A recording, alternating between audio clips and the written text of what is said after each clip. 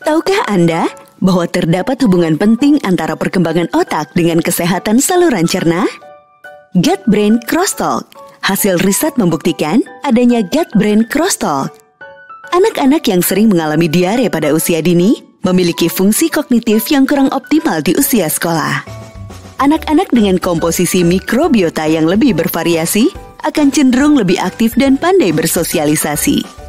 Jenis bakteri dominan pada usus seorang anak di usia 1 tahun memiliki korelasi dan kemampuan berkomunikasi di usia 2 tahun. Jadi, apa sih yang dimaksud dengan gut-brain crosstalk? Gut-brain crosstalk adalah komunikasi dua arah antara saluran cerna, terutama mikrobiota usus dan otak. Apa saja komponen saluran cerna? Saluran cerna mempunyai 3 komponen utama. Mikrobiota usus yang membantu penyerapan nutrisi dan penyampaian sinyal ke otak. 100 juta neuron yang dapat mempengaruhi mood dan rasa kenyang atau lapar. Dan 95% serotonin tubuh. Hormon yang mempengaruhi tingkah laku dan suasana hati.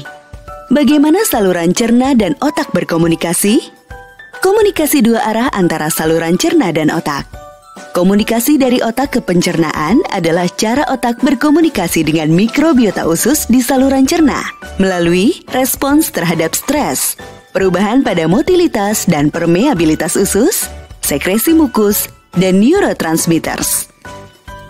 Sebaliknya, mikrobiota usus berkomunikasi dengan otak dengan mengirimkan sinyal-sinyal baik secara langsung maupun tidak langsung melalui jalur neural, hormonal, humoral, dan imunologikal. Secara sentral, aktivasi sel-sel syaraf dapat mempengaruhi saluran cerna melalui sistem sarofagus dengan cara menstimulasi sekresi hormon dan peptida lain, yang kemudian mempengaruhi sekresi sitokin dan komposisi mikrobiota usus. Mikrobiota usus yang dikelilingi oleh lapisan sel epitelium memproduksi metabolit berupa SCFA dan peptida yang dapat mempengaruhi otak secara langsung maupun tidak langsung. Secara tidak langsung, metabolit usus akan berikatan dengan reseptor pada lumen untuk menghasilkan neurotransmitter yang kemudian membawa sinyal ke otak. Mikrobiota usus juga dapat mengirimkan sinyal ke otak melalui metabolisme triptofan yang mempengaruhi produksi hormon serotonin. Selain itu, mikrobiota usus berinteraksi dengan sel-sel imun yang mempengaruhi jumlah sitokin yang kemudian mempengaruhi fungsi otak dan perilaku. Dalam kondisi sehat, saluran cerna akan didominasi bakteri baik, integritas barrier usus yang terjaga, dan sistem imunitas yang mampu mengontrol bakteri patogen.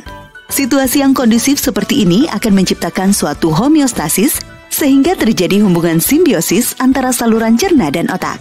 Sebaliknya, dalam kondisi sakit atau stres karena penyakit, terjadi disbiosis usus yang ditandai dengan meningkatnya pertumbuhan bakteri patogen yang akan menyebabkan kebocoran pada integritas barrier usus. Hal ini akan memicu perpindahan bakteri patogen ke sistem sirkulasi. Bakteri patogen yang masuk ke sistem sirkulasi akan merancang produksi sitokin sehingga terjadi inflamasi dan mengacaukan fungsi saluran cerna.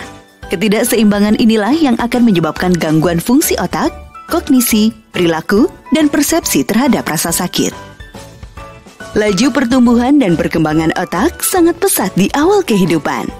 Laju pertumbuhan dan perkembangan otak berkaitan erat dengan perkembangan mikrobiota usus sejak masa kehamilan hingga usia 3 tahun. Ciri perkembangan otak yang optimal, stimulasi yang tepat di awal kehidupan, berhubungan dengan kemampuan kognitif, mengontrol emosi, dan bersosialisasi dengan baik saat remaja. Sedangkan, dampak positif perkembangan otak optimal di awal kehidupan akan mendukung prestasi dalam pendidikan, potensi mendapatkan pekerjaan, dan kesehatan mental saat dewasa.